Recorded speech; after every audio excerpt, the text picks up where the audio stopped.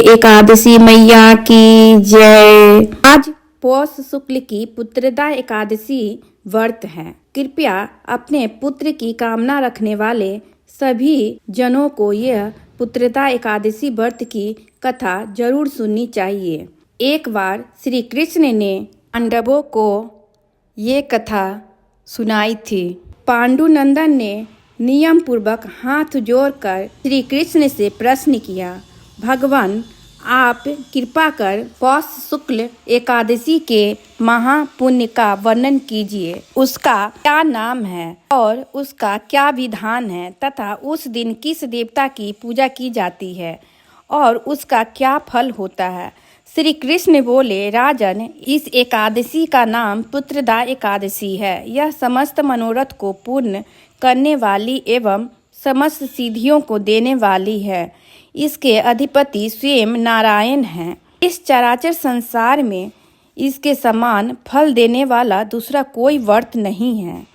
इसके प्रसाद से मनुष्य पुत्रवान, विद्वान और कृतिवान और लक्ष्मीवान और यशस्वी भी होता है। अब मैं तुमसे उत्तम पापों को हरने वाली कथा कहता हूँ, ध्यान पूर्वक सुनो।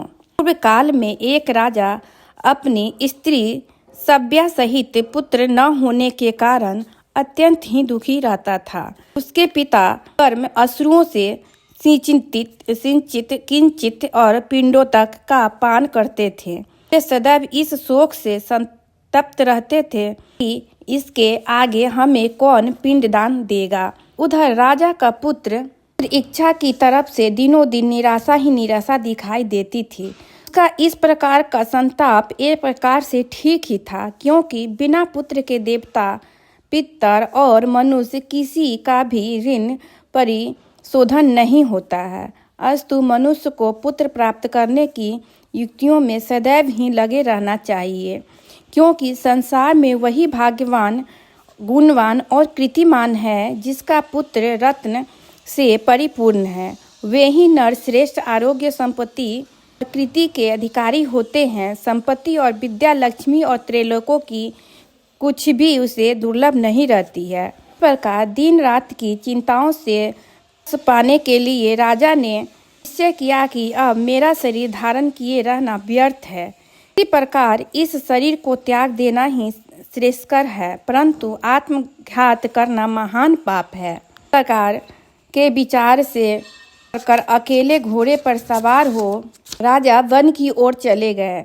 इस प्रकार वह वन में पहुंचे तो नभ में नरते हुए पक्षी एवं चारों ओर लगे हुए सुंदर वृक्षों के प्राकृतिक सौंदर्य का अवलोकन करने लगा। वहां पर कहीं तो अपने आप निवास स्थान से निकलकर मृग झुंड झुंड इधर उधर चौकोरियां भर रहे थे। वहीं कहीं व्याघ्र, 12 सिंह, बानर, नील गायें, शशक सर्प, जंगली हाथी अपने हाथियों के साथ किराए कर रहे थे। किसी तरफ सिंगारों की ध्वनि भी थी, किसी ओर से फूलों का कर्कश नाद सुनाई पड़ रहा था। इस प्रकार वन की शोभा देखता और वन पशुओं के शब्दों को सुनता हुआ राजा वन में घूमने लगा। घूमते घूमते उसे दोपहर हो गया।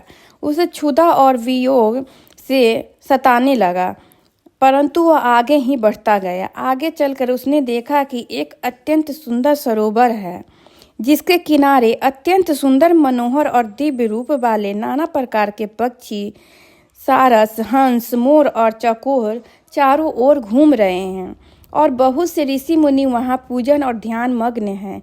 उस स्थान में प्रवेश करते राजा के दक्षिण नेत्र और बाहु फड़कने लगे और मन में एक प्रकार का उत्साह प्रतीत होने लगा। राजा ने घोड़े से उतरकर घोड़े को एक वृक्ष के सहारे बांध दिया और ऋषियों मुनियों के पास जाकर उनको अलग अलग प्रदक्षिणाओं और प्रणाम किया, सप्रेम प्रणाम किया।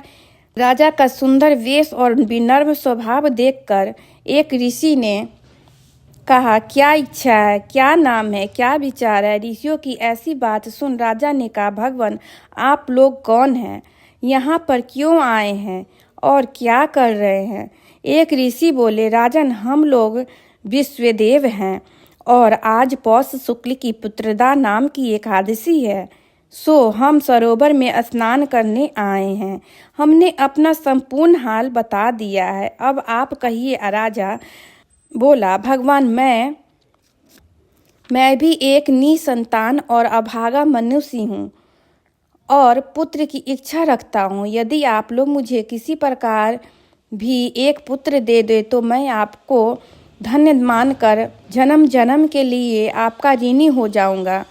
ऋषियों ने कहा, राजन, आज पुत्रदा एकादशी है। इसका व्रत अत्यंत उत्तम और निसंदेह ही पुत्र देने वाला है। आप नियम पूर्वक एकादशी के व्रत को धारण कीजिए। निसंदेह ही एकादशी के पुण्य फल एवं हमारे वचनों के प्रभाव से तुम्हें पुत्र होगा।